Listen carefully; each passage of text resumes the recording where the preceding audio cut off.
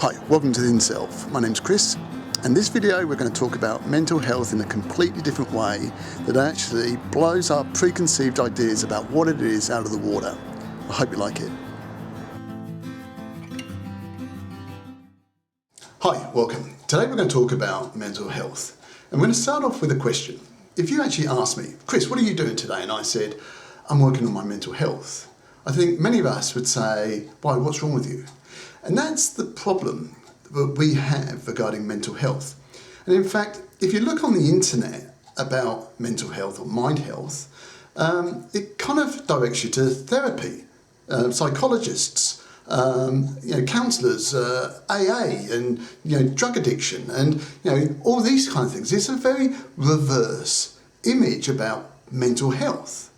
And yet, when I compare that to physical health, I don't think about somebody in the hospital or somebody that's frail. I don't go up to the person with a gym bag going to the gym and going, hey man, are you okay? You're going to the gym. We assume that they're going to the gym because they're healthy and they're working on their physical health.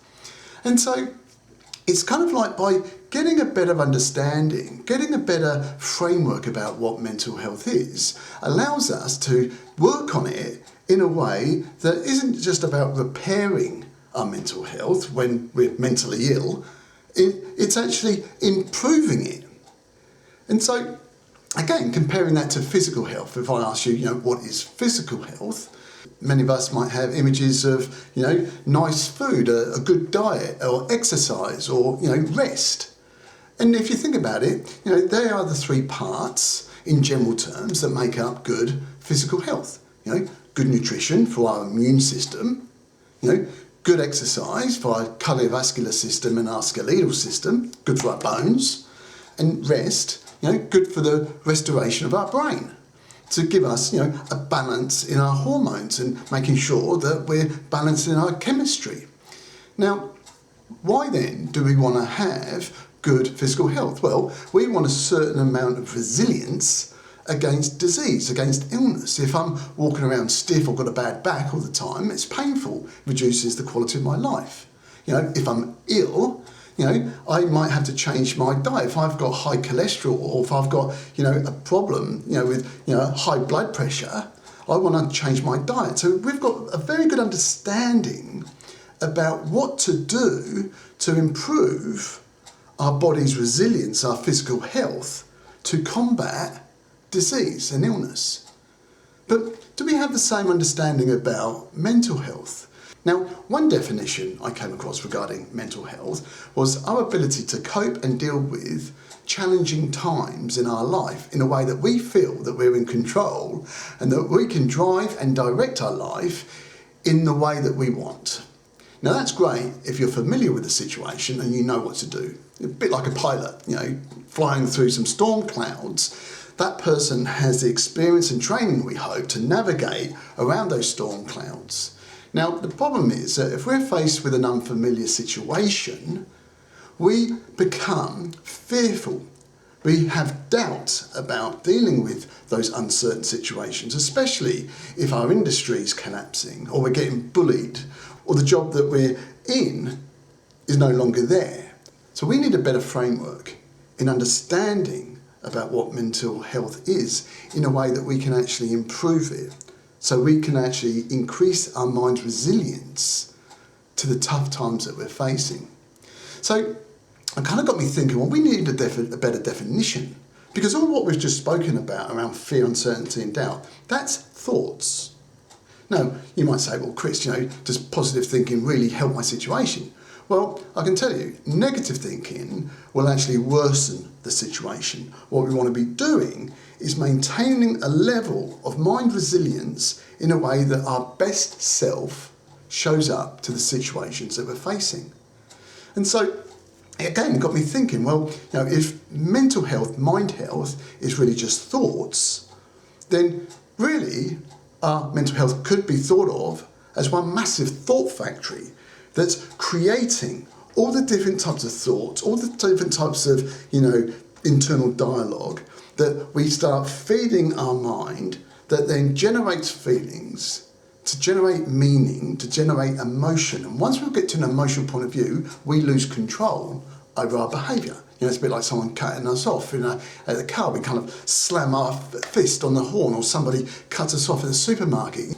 We've seen all videos about people going crazy, right? Because they're out of control. We want to be in control. So we need a better framework about what our mental health is. And so if I start thinking about my mental health as the health of my thoughts, now I can start to look at the different parts that support the health of my thoughts. Now, they are fundamentally three things. It is my identity, how I see myself in certain situations. Am I afraid of starting something new for ridicule by my family, ridicule from my neighbours or my colleagues? What if they see me failing? Fear of, the consequences of, what if I don't get another job? What if I stand up to that bully? Or people who feel completely lost. How do I start the momentum? Well, it is working on our sense of self that will then allow us to start seeing the possibilities that our life has. Because possibilities, the optimism that we have for our future, is the second part that supports our mind health. And the third part of that then is our sense of purpose. Our sense of purpose. So our sense of self, our sense of our future, and our sense of purpose.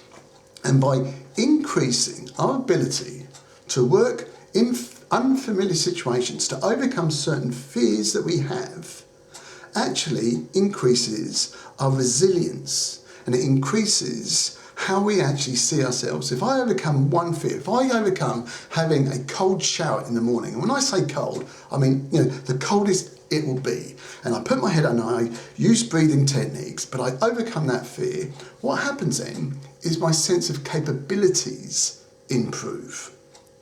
With my sense of capability improving, my sense of possibilities start creating.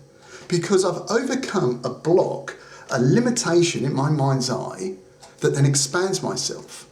And as a result of expanding my possibilities, then my sense of purpose changes. So now all of a sudden I've got these levers. I can actually dial up challenges. And again, does that rectify an industry that's collapsing? No, it doesn't. But what it does do, it allows us to start living our life at a more conscious level in a way that we can actually improve our mind's resilience to the challenges that we are all facing at the moment. In the next couple of videos, we'll actually start looking at some tasks that we can all participate in, or you can set yourself some tasks. So what we'll have is a video that you can watch, and you can actually take a template of this framework in which you then can take more control and improve the health of your thoughts. Thank you.